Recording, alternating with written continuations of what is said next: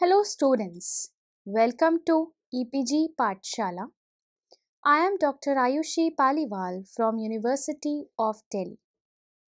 Today we are going to discuss about the module Interdigital Transducers IDTs from the paper Electronics. So students, after completing this module, you will be able to learn the following. First, interdigital transducer IDT along with its definition. Second, the detailed concept about elasticity, stress and strain. Thirdly, the structure of IDT along with its characteristics will be discussed. Next, we will discuss about the different applications of surface acoustic wave IDTs. Next, the SAW-based frequency filters along with its comparison with LC filters will be discussed. Lastly, we will also discuss about the SAW resonators and delay lines.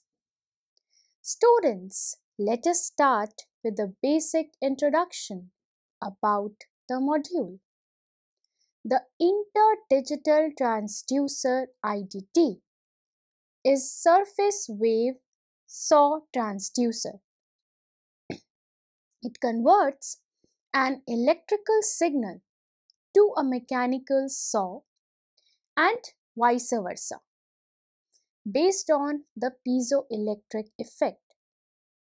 The piezoelectric effect was discovered by two brothers, J. Curie and P. Curie, in 1880. Shortly afterwards, SAW were predicted by Rayleigh in 1885 and are now often referred as Rayleigh waves. The IDT was invented by White and Voltmeter in 1965, replacing the older SAW transducers such as the wedge transducer and comb transducer. In most applications, two IDTs are used, one in converting an electrical input signal to a SAW that propagates through a piezoelectric medium and another in converting the SAW back to an electrical signal. So these two packages of the two IDTs plus the medium is called as a SAW device.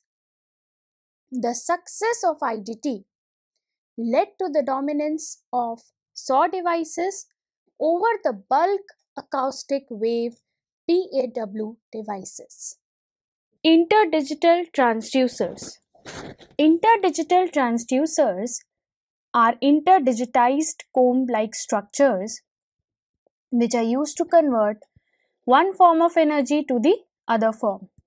In electronic circuits, they are used to convert the elastic waves into electromagnetic waves via piezoelectric effect, or electromagnetic waves to elastic waves via inverse piezoelectric effect.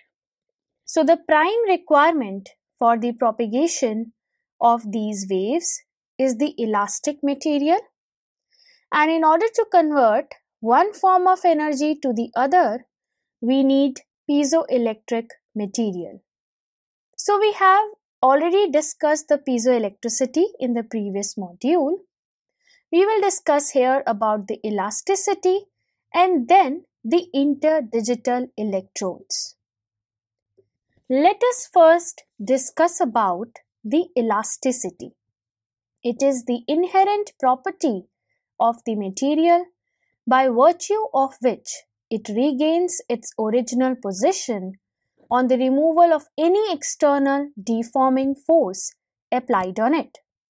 So if a material does not recover to its original shape on the removal of external force and remains deformed, it is termed as plastic.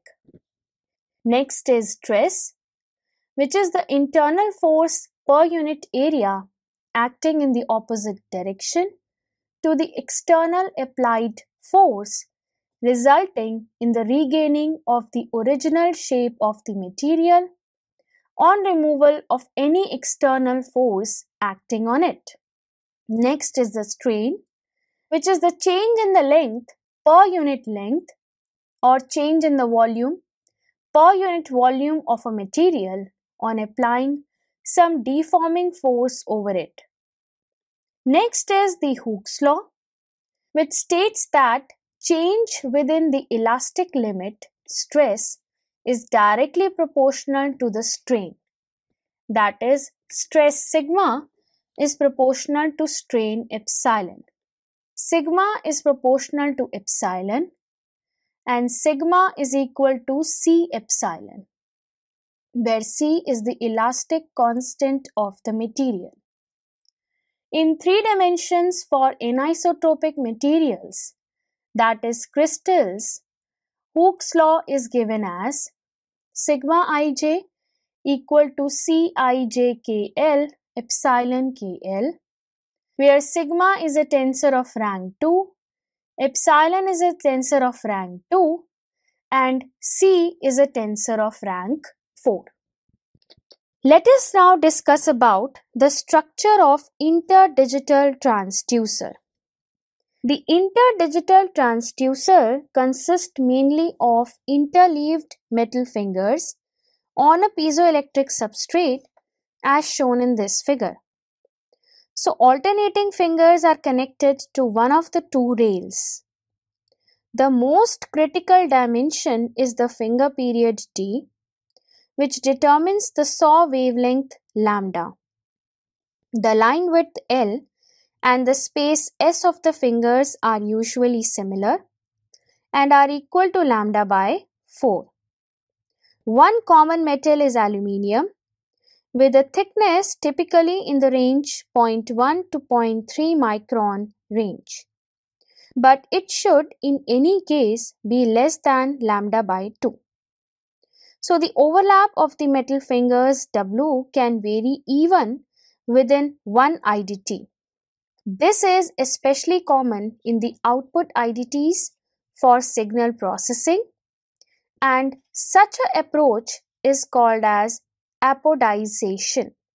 So in this figure A, it shows the structure of interdigital transducer on the bulk piezoelectric substrate, and in the figure B, it is shown on the deposited piezoelectric thin film.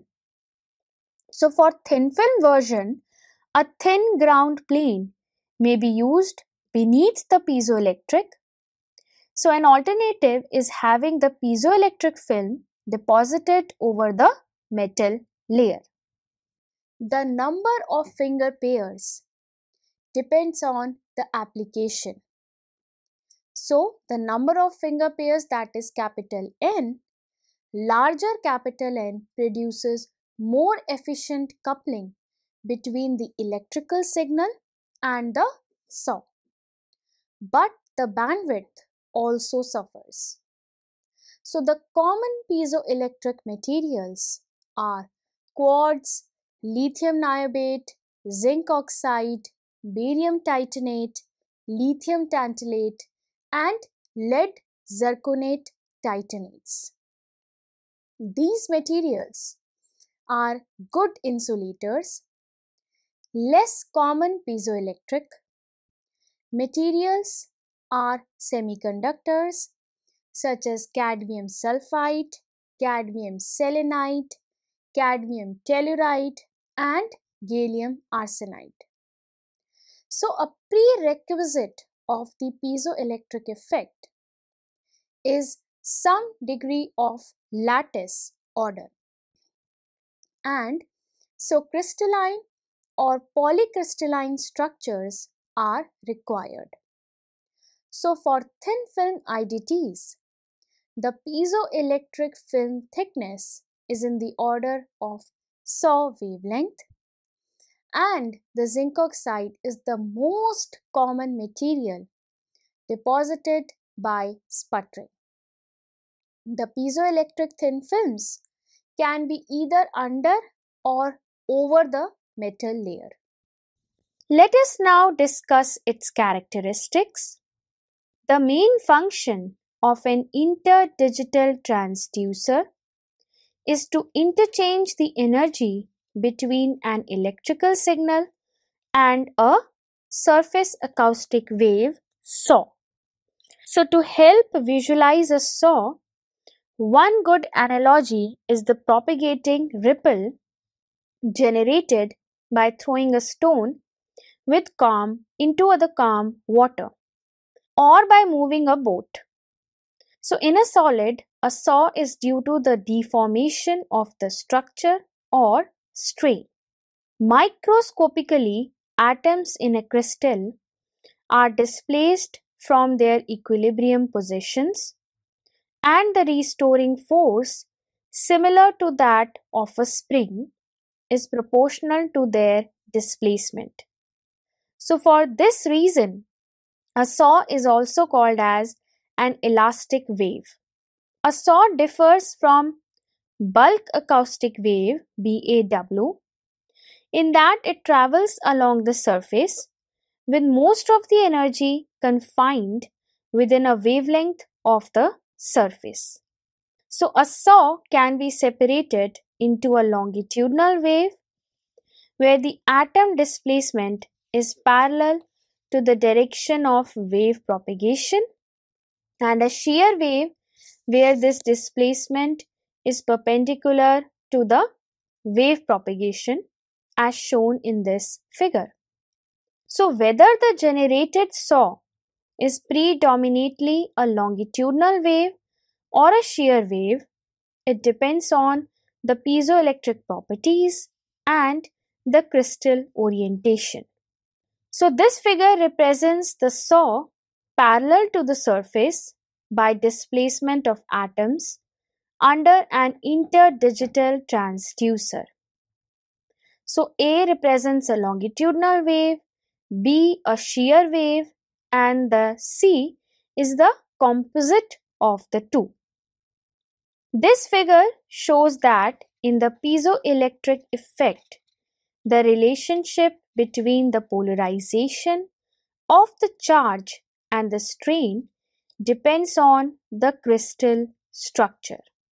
The velocity of the surface acoustic wave propagation, that is V or nu, depends on the elastic stiffness and the mass density of the medium. For all the practical piezoelectric materials mentioned above, it falls in the range of 1 to 10 to the power 5 centimeters per second, with mostly around 3 multiplied by 10 to the power 5 centimeters per second. So, the frequency response of the IDT centers at a frequency of F0 equal to nu by lambda equal to nu by d. So, a small finger period d can therefore accommodate high frequency operation in spite of the low velocity. The frequency response of the IDT is given by RF equal to C1 sin x by x, where x is n pi f minus f0 by f0. This frequency response is shown in this figure, and the dependence of bandwidth on the finger pair number is evident here. The attractiveness of a SAW device is its low characteristic velocity, 5 orders of magnitude slower than an electromagnetic wave. Very large delay can be obtained with a reasonable size, and typical delay is around 3 microseconds per centimeter. Slow velocity also translates into smaller wavelength and physical dimension. It is rather interesting to note that the state-of-the-art microwave circuit is around 5 GHz, requires the lateral transistor dimension be scaled to 0.3 micrometer, and such frequency of operation for an IDT also requires similar line width and space dimension. Other advantages of SAW devices includes low attenuation, low dispersion, that is velocity variation with frequency, easy access of SAW, and compatibility with integrated circuit technology. So BAW devices, they lose some of these disadvantages. They are used only for frequencies below 10 MHz, which requires unreasonably large SAW devices. Let us now discuss the applications of the IDTs. The applications of SAW devices where IDTs play a critical role lie in the two main areas, that is signal processing and sensing. For signal processing, the most common applications are delay lines and bandpass filters. The SAW devices for these purposes are shown in the figure below. Absorbers at the ends are needed because the SAW generated by an IDT is bidirectional. The absorber also caused a 3 decibel loss of transmitted power. Other functional SAW devices includes pulse compressor, chirp filter, oscillator, resonator, convolver, correlator, etc. These SAW devices are useful in communication, radar, and broadcasting equipment such as TV receivers. A SAW sensor is usually composed of a delay line oscillator as shown in this figure. The SAW velocity is the sensing area between the two IDTs is critical for the oscillation frequency, which is monitored to detect the physical quantities such as temperature, moisture, pressure, acceleration, and stress. So detection of gas flow by sensing the cooling effect is possible. Also, if the central area is coated with a special absorbent, a SAW sensor is sensitive to certain chemicals and gases such as H2, SO2, NO2, and NH3. When two IDTs are deposited on a surface, non-destructive testing on this surface for cracks and other defects can be performed. Finally, since SAW is a mechanical wave, so light can be diffracted from the surface like a grating. This property is used in diagnostics, optical modulators, and light deflectors. Let us now discuss another application of SAW frequency filters. SAW filter is based on the frequency response of an IDT pair. In a SAW filter, piezoelectric waves emanating from one end of the transducer are detected by a second interdigital transducer. So detection occurs by means of the inverse piezoelectric coupling. The principal merit of interdigital transducer circuit model is that it predicts the transfer function relating the input voltage to the output acoustic signal. This transfer function provides the basic description of the transistor design and the trade-off relationship that is required to optimize a surface wave filter design. In addition to the two interdigital transducers, the complete surface acoustic wave filter generally contains electrical tuning circuits for optimizing the interfaces with external electrical components. So this figure shows the basic elements of a surface wave filter, as it contains the substrate, the metal electrode transducer, and the electromagnetic tuning circuits combined in a simple RF package. The surface wave filter is more complicated than its simplest theoretical representation, namely as an idealized delta function implementation of a transversal filter. This complexity increases the difficulty of developing a high-performance surface wave filter. SAW filters are advantageous to LC filters, which is discussed in the later slides. Comparison with LC filters. Conventional linear phase passive LC filters, also called as Bessel filters, always possess some inherent degree of phase non-linearity.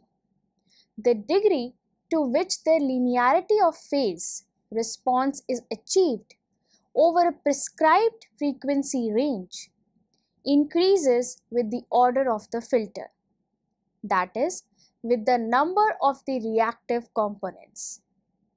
So the resultant overall size of a passive LC filter, together with its complexity and cost, may render it unsuitable for many commercial applications, especially mobile or airborne ones. In contrast, SAW filters of same performance characteristics are often tiny by comparison. Moreover, their size decreases with increasing frequency. So the potential advantages of their small size are readily apparent, particularly for mobile or wireless communications, because they can also be designed to meet exacting frequency response specifications that could otherwise require several hundred large reactive components if implemented in the form of LC filters. The alternating polarities of fingers in a SAW IDT restrict their signal processing capabilities to AC signals. They cannot be implemented as low-pass filters, but only as band-pass or band-stop ones. In their band-pass operation, however, they have much more design versatility than LC filters. Moreover, in contrast to LC or other conventional analog filters, the amplitude response of a linear phase SAW filter can be shaped to be asymmetric about the center frequency. This type of filter finds application in equalized circuitry in transmission channels. In another significant contrast with passive LC circuitry, SAW filters can also be designed to operate very efficiently in harmonic modes up to about 9th harmonic frequency. This can lead to a considerable simplification of the costly microelectronic lithographic processes required for gigahertz device fabrication. Let us now discuss about the resonators. Resonator is a device in acoustics that supports a standing mechanical wave when excited at the appropriate frequency. Such devices are used both as the frequency control and also as circuit elements for narrow band pass filters. This operation is based on multiple reflection of bulk waves from the two opposing surfaces of a crystal. The bulk wave reflection obtainable from a free surface departs from unity only on the account of air loading, and this too can be removed by encapsulation under vacuum. Such crystal resonators require very accurate parallel setting of the two reflecting surfaces, but are otherwise inherently simple to fabricate. The thickness is normally 1/2 the wavelength, so the devices become increasingly difficult to make and become fragile when made for frequencies above 50 MHz. So at higher frequencies, one normally resorts to harmonic operation where the thickness is equal to an odd number of half wavelengths. However, electrical performance of the device suffers in most aspects with increase in the harmonic number. SAW resonators can be made by reflecting surface waves. However, a discrete reflector is not practically feasible. It has two surfaces which are considered to be traveling in opposite directions. Then there are modes of vertical as well as horizontal displacements, and their loci, they are displaced by a quarter of a wavelength. Therefore, even if an infinite right reflector is thought of, the boundary conditions cannot be satisfied by two contra-propagating waves. While a surface wave incident on a perfectly sharp edge of a sample is partially reflected, a significant portion of this energy is transferred into the bulk waves. So hence, the basic approach is based on the fact that bulk wave sources represented by individual discontinuities form an array which themselves cannot be phase matched to bulk waves over the desired frequency range in which it is to be used. It is of course fundamental to resonator operation that the relevant frequency of operation be small. Then almost complete suppression of bulk waves can be achieved. So the experiments led to the attainment of Q values of the order of 100. So the technology can be improved upon by mass loading or by using piezoelectric shorting strips on a high coupling coefficient material with resulting Q values of the order of several tens of thousands. With such high Q values, the performance realized both as frequency control elements and as narrow bandpass filters becomes very attractive. Delay lines. A device is the one in which an electrical signal incident on the input port arrives after some finite time delay at the output port.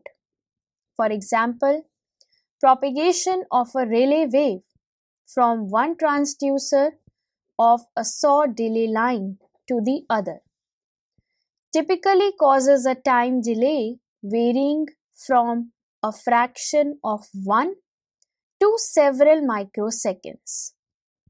So delay is the most widely used signal processing function. In applications such as radar, it is required to change the phase of electrical signals through the use of fixed delays. Radar typically requires delays ranging from 1 to 100 microseconds. Compact SAW delay lines can be accurately produced to meet these specifications. So let us now, for an example, we have on lithium niobate. Your nu is equal to 3400 meter per second. A 10 microsecond delay line would have a length of 3.4 centimeters. In comparison, an electromagnetic transmission line would require a length of approximately 3 kilometers to produce such a delay. So students, let us summarize what we have learnt in this module. Firstly, we discussed about the interdigital transducers, IDTs. Second, the concept about elasticity, stress and strain was also discussed. Next, the structure of IDT along with its characteristics. Then we discussed the different applications of SAW IDTs.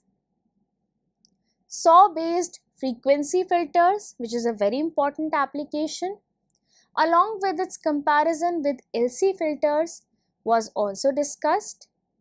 Lastly, the SAW resonators and delay lines were also discussed in this module. Thank you.